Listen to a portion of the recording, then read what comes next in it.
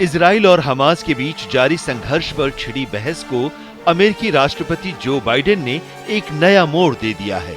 Hamas और रूस को एक तराजू पर तौलते हुए बाइडेन ने इन दोनों को लोकतंत्र का दुश्मन बताया है। इस संघर्ष को लेकर गहरा रही तीसरे विश्व युद्ध की आशंका के बीच इस तुलना के बड़े दूरगामी संदेश हो सकते हैं। यहाँ ये बात उल्लेखनीय है कि इसी सप्ताह इजराइल के दौरे पर पहुंचे बाइडेन ने हमास को दंडित किए जाने की जरूरत पर जोर दिया था। हालांकि साथ में उन्होंने इजरायलियों को आगाह भी किया है कि हमास पर पलटवार के दौरान वो वैसी गलतियां न दोहराएं जो अमेरिका ने 9/11 के हमले के बाद की थी।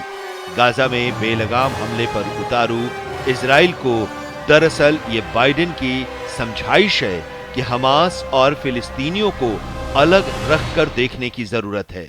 पिछले 15 दिनों से जारी संघर्ष में ये शायद पहला पड़ाव है जहां युद्ध के शोर के बीच शांति का उद्घोष सुनाई दिया है। ये इसलिए भी अपरिहार्य हो गया था क्योंकि इजराइल गाजा पट्टी पर लगातार हमले करके हमास का सफाया करने की कसम खा रहा है। लेकिन इससे एक तरफ जहां फिलिस्तीन को जान माल का भारी नुकसान हो रहा है, वहीं इजराइल के पास न कोई स्पष्ट एग्जिट प्लान दिखाई दे रहा है, न ही ऐसी कोई योजना दिख रही है जिसमें कि युद्ध में जीत हासिल करने के बाद तबाह हुए फिलिस्तीनी क्षेत्र पर शासन कैसे किया जाएगा।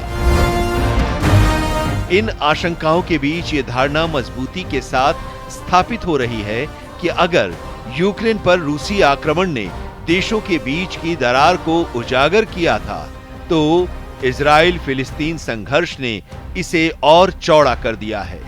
खासकर एशिया, अफ्रीका और लैटिन अमेरिका के उभरते देश पुरानी लकीर पर चलने के लिए तैयार नहीं है। ऐसे में अमेरिका की शांति पहल के बावजूद पूरे मध्य पूर्व में स्पष्ट आशंकाएं हैं कि यह क्षेत्र एक व्यापक युद्ध में फंस सकता है। ऐसा युद्ध जो इजराइल के साथ साथ पड़ोसी देश जॉर्डन और मिस्र, लेबनान और यहां तक कि आग भड़का रहे ईरान को भी अपनी चपेट में ले सकता है। खाड़ी के अरब देशों को घरेलू सुरक्षा प्रभावित होने का डर सता रहा है। यह डर काफी कुछ वैसा ही है जैसा अमेरिका ने 9/11 के पलटवार के बाद अनुभव किया था।